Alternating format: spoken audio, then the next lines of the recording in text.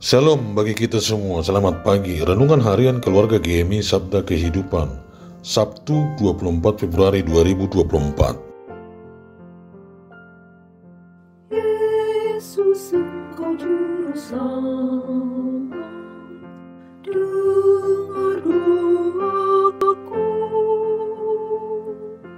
Janganlah Tuhan lalui, panggillah aku.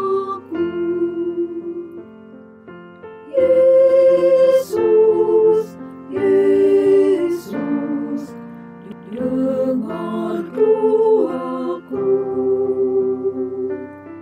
Janganlah Tuhan lalui, panggillah aku. Kita berdoa. Allah Bapa yang Maha Kuasa, dalam nama Tuhan Yesus Kristus kami bersyukur buat pagi hari yang Tuhan sediakan bagi kami untuk kami kembali jalani. Namun kami sebelum melangkah untuk menjalani hari kami satu hari ini, terlebih dahulu kami mendengarkan firman-Mu, memuji nama-Mu dan berdoa kepadamu supaya Tuhan menyertai kami dalam hidup kami. Dalam nama Tuhan Yesus kami berdoa. Amin. Yesus adalah Mesias anak Allah yang hidup. Markus 8 ayat 27 sampai 30. Ayat 29. Dia bertanya kepada mereka, "Tetapi siapakah aku ini?" Maka jawab Petrus, "Engkau adalah Mesias." Mengenal Tuhan dengan benar adalah hal yang penting dalam kekristenan. Sebab pengenalan kita akan Tuhan sangat mempengaruhi kehidupan kita di dunia ini. Mulai dari cara hidup kita, bagaimana seharusnya kita hidup di hadapan Tuhan. Bahkan cara pandang kita dalam melihat dan menghadapi setiap masalah yang terjadi dalam hidup kita. Dalam teks ini kita akan melihat sejauh mana pengenalan murid Yesus setelah bersama-sama dengan mereka. Kata Mesias dalam bahasa Ibrani adalah Masiah, sedangkan dalam bahasa Yunani-nya disebut Kristos atau Kristus dalam bahasa Indonesia, yang artinya adalah yang dipilih atau yang diurapi. Dalam perjanjian lama, orang yang diurapi adalah mereka yang menjadi nabi, imam, dan raja. Dan Yesus menggenapi peran nabi, imam, dan raja itu, sehingga hal itu merupakan bukti akan kemesiasannya.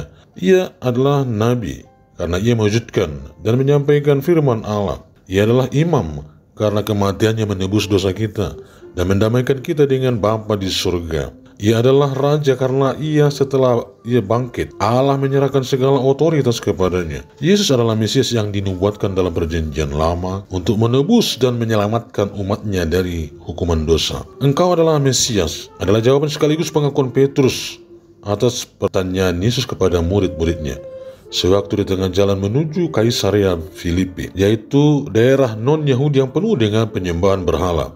Jawaban itu juga merupakan pengakuan pribadi Petrus di antara banyak pendapat dan kata orang tentang Yesus bahwa Yesus adalah Yohanes Pembaptis, Nabi Elia, atau salah satu dari nabi. Ini menunjukkan bahwa jawaban dan pengakuan Petrus tentang Yesus tidak dipengaruhi oleh tempat maupun kata orang yang ada di sekelilingnya. Pengakuan inilah pernyataan Allah Bapa di surga, Matius 16 ayat 17, melalui relasinya dengan Yesus yang selalu bersama-sama dengan Dia.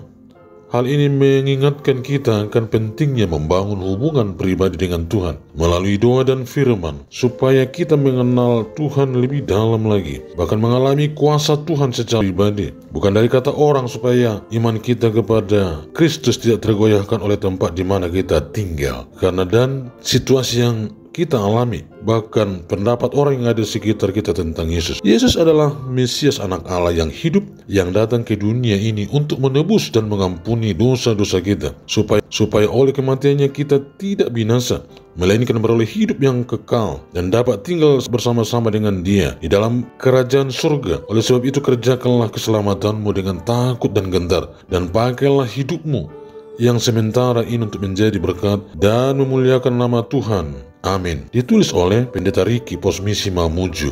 Doa hari ini, berdoa untuk kehidupan iman dan kerohanian jemaat GMI supaya semakin bertumbuh dan berbuah bagi Kristus. Kedua, para pendeta, guru Injil, pengkhotbah warga, dan pelayan lainnya dalam persiapan pelayanan minggu. 3, program pada penatalayanan dan keuangan GMI Wilayah 2 khusus dalam penatalayan keuangan GMI Wilayah 2. dan program-program pengadaan kantor GMI Wilayah 2, Badan Keanggotaan dan Evangelisasi GMI Wilayah 2. Shalom.